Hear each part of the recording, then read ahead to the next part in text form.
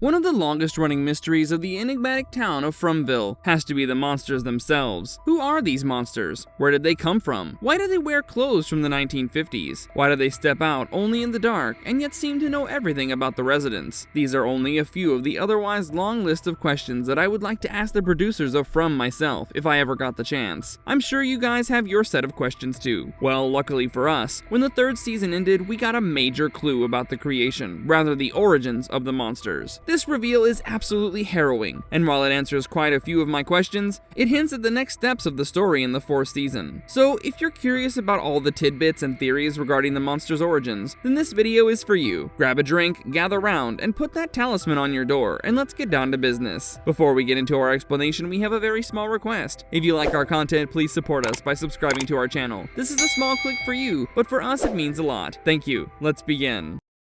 When Make-A-Wish Goes Wrong, the FromVille edition. Since the bootleg autopsy of Smiley in the second season, I had a feeling that we would learn that once upon a time, these monsters were human like you and me. I think it was laid pretty thick from the get-go, with Christy pointing out the dried up internal organs, which look exactly like ours. But when the big reveal finally came, it blew me away. Look, the monsters are terrifying, there's no doubt about that. Bullets don't do anything to them. They look perfectly harmless and helpful whenever you see them for the first time. And when they go all beast mode, they're unstoppable. The way they manage to seduce people out of the safety of their homes is a skill that both terrifies and intrigues me. Then, in the third season, they upped the ante like 1000%. These creatures straight up declared a war on Boyd, and employed big brain tactics to get Boyd into the barn. I think it was a pure coincidence that on that fateful night, it was Tianchen who decided to step up and help Boyd push the cows back into the barn. It could have been anyone from Victor to Jade, even Randall or Sarah. Or it could have been no one else at the barn with Boyd. Either way, the monsters were there, waiting for our man Boyd, and when he showed up, they went full attack mode. Poor Tianchen simply got caught in the crossfire. She was the collateral damage and became an example to remind Boyd and the other townsfolk, but mostly Boyd,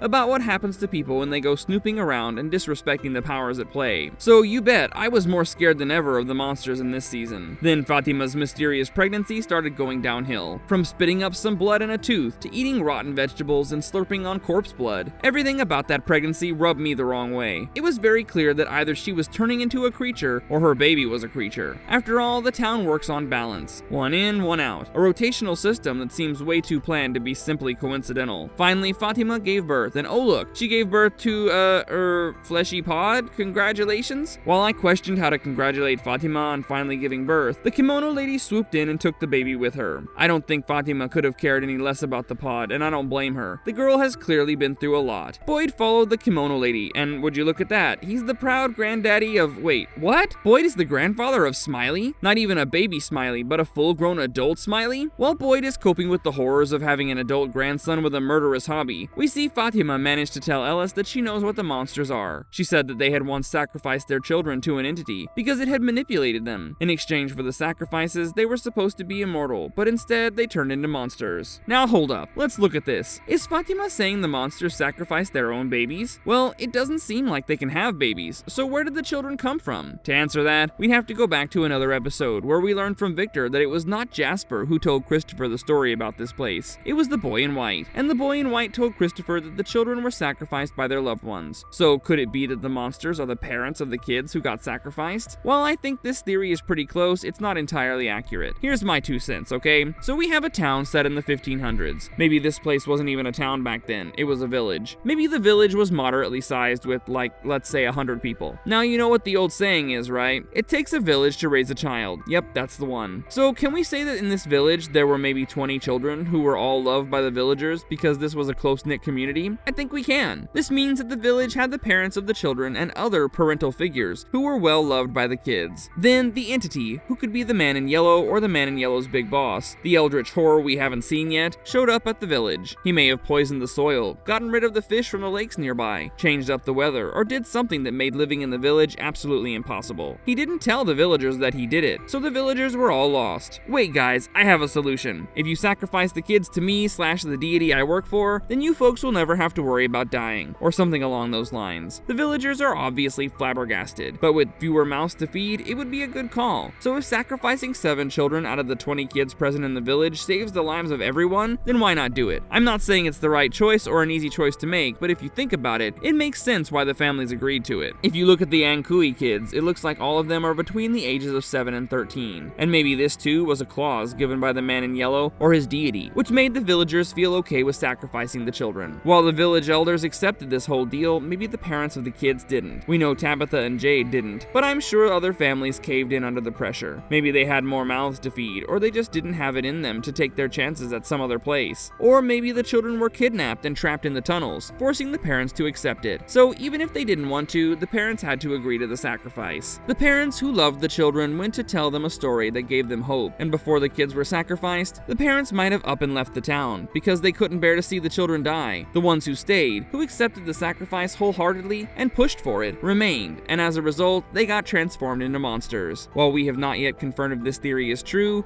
if it does turn out to be the case, then it would make the monsters more horrifying than ever. Not only are they some nocturnal, bloodthirsty monsters, they're also people who have willfully supported killing innocent children, because they don't want to die. I know this theory sounds pretty solid, but there are still some questions that it doesn't explain. For example, it doesn't explain why we see the monsters in the 1950s outfits. If they transformed into the monsters back in the 1500s, shouldn't they keep wearing clothes from that era? Or do they take the belongings of dead townsfolk because there's a serious clothing shortage and they don't have thrift stores available? Maybe they want to go inside the colony house to swoop into the basement and wear some 1980s neon chic clothes. We don't know. Also, it doesn't explain when the children were sacrificed. We're assuming the children were sacrificed in the town back in the 1500s. But were these 7 children enough? Or did the place ask for more sacrifices over time, which led to people from the following cycles in the town turning into the newer roster of creatures? I mean, that makes sense, right? But then again, one can't help but ask if the current set of creatures truly belong to the 50s. What happened to the original few who became monsters in the first cycle? Surely they have to be around, because the story has proven that they're effectively immortal. Case in point, Smiley. Considering this, maybe the original townsfolk turned creatures are in fact the ones who we meet at present. Perhaps they're just into the 50s aesthetic at the moment. Either way, as humans, they were up to no good, as we know they could send the innocent kids to their death, just so they could have their selfish ends met. Could it be that if Sarah actually killed Ethan like the voices told her to, she would turn into a creature like Smiley? As you can see, the big reveal ended up giving us more questions than it answered. So now the big dilemma is, how can Season 4 of From explore this aspect of the creature's origins? With all of these breadcrumbs handed to us, there's no doubt that the showrunners are setting up to give us reveal after reveal in the 4th season. I mean, they have to, otherwise I'll riot. Jokes aside, I think the setups of the 3rd season are really meticulous. We learn about Jade and Tabitha's backstory with the town. They were parents whose daughter was sacrificed back in the day. We also learned about Julie's ability to travel through time in the very same episode. During the first incident when she traveled through time, she ended up in the opening episode of From Season 2.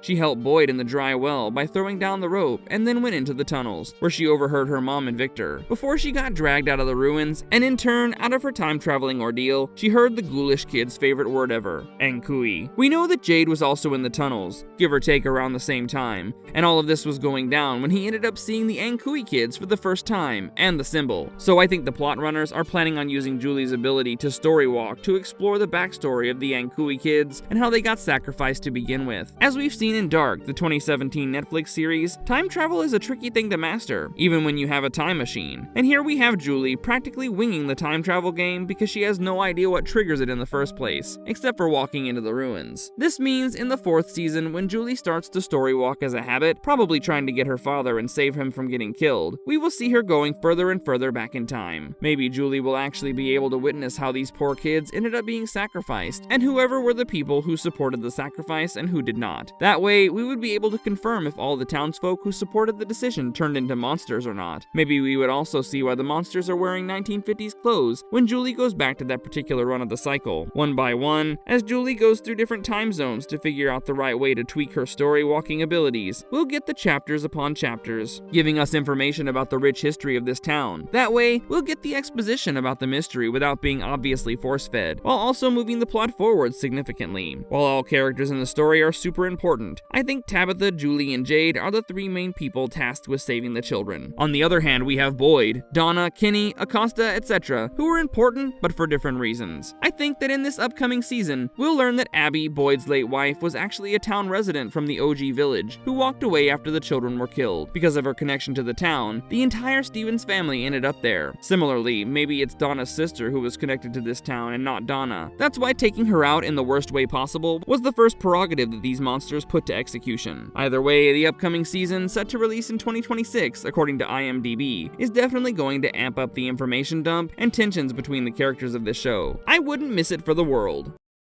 Marvelous verdict. Say what you want about From, but you have to admit, it's an innovative, enigmatic, and entertaining show. You may complain about the pacing, but let's be real. The mystery of the show is so good that we're all begging for answers. And we all know that once the show ends for good, we'll be binge watching it over and over again because of how gripping the story and acting is. As the showrunners have said, they're taking us for a ride with a clear destination in mind. We just have to trust them and go along with it. And I trust them wholeheartedly. I believe the fourth season will make up for all the slowness and lack of cohesive narratives of the third season and give us more. Tell me what you guys think will happen in the fourth season. Do you think we'll see the children getting sacrificed from Julie's perspective? Do you think the entity continued asking for child sacrifices since the very beginning, and that's why the monsters are dressed in more modern looking clothes? Let us know in the comments down below, and I'll see you guys next time. And remember, the talismans need to hang. Bye! And if you liked our content, don't forget to leave a like and subscribe to us if you haven't already. Have a good one and be safe. Thanks everyone.